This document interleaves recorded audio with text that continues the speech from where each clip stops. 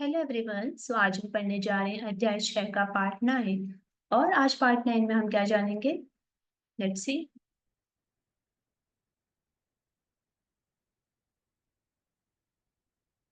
आज हम देखने वाले हैं कोणीय संवेग के संरक्षण के बारे में और साथ ही साथ हम देखेंगे उदाहरण 6.5 एंड 6.6 को। चलिए शुरू करते हैं। हम जानते हैं कोणीय संवेग किसे कहते हैं। तो आज हम बात करने वाले हैं कोणीय संवेग के संरक्षण के बारे में, यानी कि कंजर्वेशन ऑफ एंगुलर मोमेंटम क्या होता है। तो जब हम पढ़ते हैं ट्रांसलेशनल मोशन के बारे में, तो वहां पे हम बात करते हैं संवेग के संरक्षण के बारे में। तो सेम कॉन्सेप्ट यहाँ पर घूर्णी गति में लगता है कि कोणीय संवेग का संरक्षण किसे कहते हैं। तो हम ये जानते हैं कि हमारे पास फॉर्मूला क्या होता है कोणीय संवेग के लिए, that is D L upon D T is equals to torque, right. तो टॉर्क कौन सा टॉर्क रखता है? External torque. एक्सटर्नल यानी कि बाह्य बलाघूर्ण हमारे पास लगता है। तो इस तरह से हम बात कर सकते हैं कोणीय संवेग संरक्षण की कि यदि हमारे पास टो एक्सटर्नल जीरो हो जाए, यानी अगर हमारे पास बाह्य बल आघूर्ण की वैल्यू जीरो हो जाए, यानी कोई भी बाह्य बल आघूर्ण वहां पे कार्य ना कर रहा हो, तो उस केस में हमारे पास एल जो होता है, यानी कोणीय संवेग जो होता है, वो कांस्टेंट या अचरांक हो जाता है। इसी को हम कहते हैं कोणीय संवेग संरक्षण का नियम, यानी कि कणों के किसी निकाय पर आरोपित कुल बाह्य बल आघूर्ण यदि शून्य हो, तो उस निकाय का कुल कोणीय संवेग संरक्षित या फिर अचल रहता है। ठीक है, इसी को हम कहते हैं कोणीय संवेग का संरक्षण, जो कि कुल रेखीय संवेग के संरक्षण के नियम का घूर्णी समतुल्य होता है। अब हम बात करते हैं उदाहरण 6.5 की, जिसमें अभी तक हमने जो भी पढ़ा है उसका मतलब हमने बल आघूर्ण पढ़ा था, उसका यहाँ पे हम एप्लीकेशन लिखेंगे उदाहरण के रूप में। तो हमें जी हमारे पास बोला गया उदाहरण 6.5 में कि मूल बिंदु के परितः एक बल है जो कि 7i+3j-5k का बल आघूर्ण हमें ज्ञात करना है। मतलब बल कितना है, ये हमारे पास बल लग रहा है, इसको हमें बल आघूर्ण ज्ञात करना है। और बल जिस कण पर लगता है उसकी स्थिति सदिश i-j+k है। तो सबसे पहले क्वेश्चन को सॉल्व करने से पहले हमें ये पता होना चाहिए कि हमारे पास क्वेश्चन में क्या क्या गिवन है। दिस इज बल, यानी ये हमारे पास है बल, हमारे पास बल दे रखा है। तो ये हमारे पास स्थिति सदिश, स्थिति सदिश का मतलब होता है आर, वेक्टर आर हमारे पास यहाँ पे गिवन है। और साथ ही साथ हमें यहाँ पे कैलकुलेट क्या करना है, कैलकुलेट करना है बल आघूर्ण यानी कि torque. This is we have to calculate. तो यहाँ पर हमें बल आघूर्ण का सूत्र पता होना चाहिए, जो कि हम जानते हैं, that is tau is equals to are cross F. ठीक है, तो इस तरह से आपको क्या करना है, इसको आप खुद सॉल्व करने की कोशिश कीजिए एंड देन हम इसको सॉल्व करते हैं। तो हम जानते हैं, हमने इंफॉर्मेशन लिख दी है जो जो हमें गिवन है, और हम जानते हैं कि tau is equal to are cross F होता है। तो यहाँ पे इसको हम डिटर्मिनेंट जो कि हम मैथ्स में पढ़ते हैं सारणिक, उसका यूज करते हुए इसको हम सॉल्व करेंगे। तो टॉ इज इक्वल टू क्या होता है, आर क्रॉस एफ। देखिए tau is equal to are cross F को सॉल्व करने का एक और तरीका भी होता है, इसी तरीका, लेकिन वो तभी हम यूज कर पाएंगे जब हमारे पास इनके बीच का एंगल भी गिवन हो, that is tau is equal to R F sine theta. लेकिन यहाँ पर थीटा नहीं गिवन है, तो इसलिए हमारे पास इसको सॉल्व करने का यही मेथड बचता है कि आप इसको डिटर्मिनेंट का यूज करते हुए सॉल्व कीजिए। ये भी इजी मेथड है, अगर आपको एक बार सॉल्व समझ में आ जाता है तो। इसको हम कैसे करते हैं, आई जे के लिखते हैं, इस तरह से लाइन ड्रॉ करते हैं। यहाँ पर हम आर के निर्देशांक लिखेंगे, यहाँ पे हम एफ के निर्देशांक लिखेंगे जो भी है, और इसको हम सॉल्व करने का मैंने आपको तरीका बताया था वैसे लास्ट लेक्चर में। हम क्या करते हैं, पहले आई लिखेंगे, और आई को जब हम लिख रहे होंगे यहाँ पर मतलब इस तरह से, तो हम आई के हॉरिजॉन्टल और इसके वर्टिकल जो भी नंबर्स आपको दिखाई दे रहे हैं उसको हाइड कीजिए। और हाइड करने के बाद आपके पास जो बचेंगे उसके आप क्रॉस मल्टीप्लाई करेंगे। क्रॉस मल्टीप्लाई करते हुए आप देखेंगे कि यहाँ पे आ जाएगा 5, दिस इज 5। फिर आप माइनस लिखेंगे, यहाँ पे साइन हमेशा माइनस का आएगा उसके बाद, और आप फिर देखेंगे 3 1 जा 3 होगा। ओके, इसके बाद आप जब जे वाले कॉम्पोनेंट लिखेंगे तो साइन यहाँ पे माइनस का आएगा।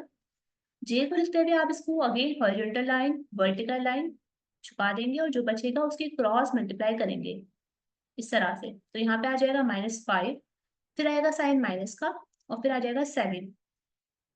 ठीक है, इस तरह से। फिर हम इस तरह से के लिखेंगे, के लिए लिख देंगे, यहाँ पे साइन प्लस का आएगा, और इसको आप सॉल्व करेंगे तो आपके पास रिजल्ट आ जाएगा टॉ इज इक्वल टू 2i+12j+10k। ठीक है, तो इस तरह से हमने बल आघूर्ण यहाँ पे इससे निकाल दिया है इसको। ठीक है, तो हम बात करते हैं उदाहरण 6.6 की।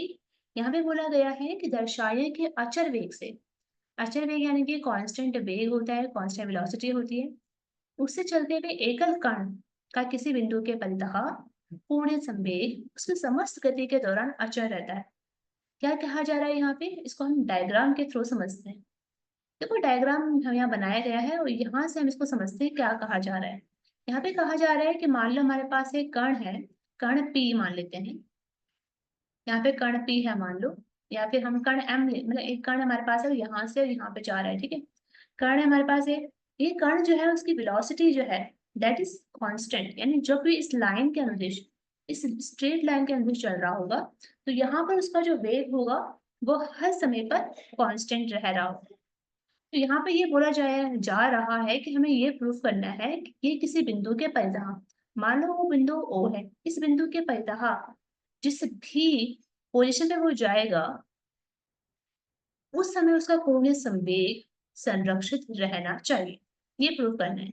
यानी कि हमें ये बात प्रूव करनी है कि मान लो एक P बिंदु पर है कण यहाँ पर, और उस समय हम इसका स्थिति सदिश देखेंगे इस बिंदु के परितः तो वो R हो जाएगा।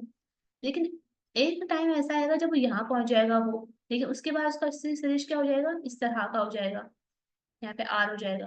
तो ये जो चेंजेस है इसके अकॉर्डिंग यहाँ पे कोणीय संवेग जो है उसकी वैल्यू भी यहाँ पे कांस्टेंट रहनी चाहिए, वो हमें प्रूव करना है।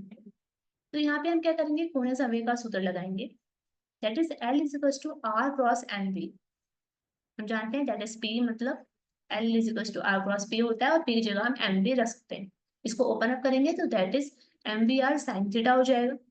अब यहाँ पे हम जानते हैं कि M यानी कि वो कण क्या है, कांस्टेंट हो जाएगा M। V यानी कि उसका वेलोसिटी हमें बता रखा है कि कांस्टेंट है। R sin थीटा भी कांस्टेंट होना चाहिए, अगर ये कांस्टेंट हो जाएगा तो हमारे पास L जो है कोणीय संवेग वो भी कांस्टेंट हो जाएगा।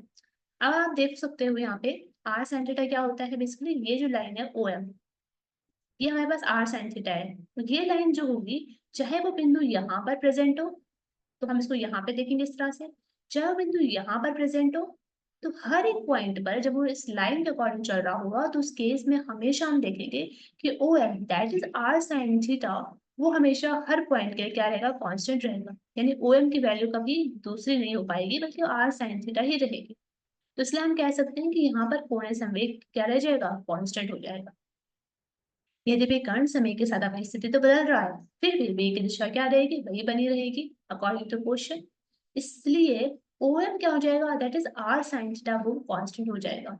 तो L की जो दिशा होगी R व B के तल के अभिलंबवत पृष्ठ के अंदर की ओर जाती हुई, यहाँ की दिशा भी नहीं बदलती है, L का परिमाण एवं दिशा वही रहती है और यह संरक्षित हो जाता है।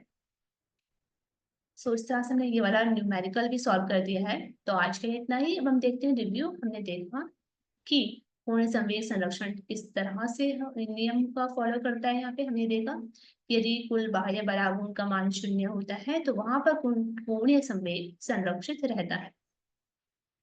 सो आवश्यक शर्त यहाँ पर होगी आपको बलाघूर्ण एवं कोणीय संवेग, जो कि हमने पिछले लेक्चर्स में पढ़ा है, वो आपको पता होना चाहिए।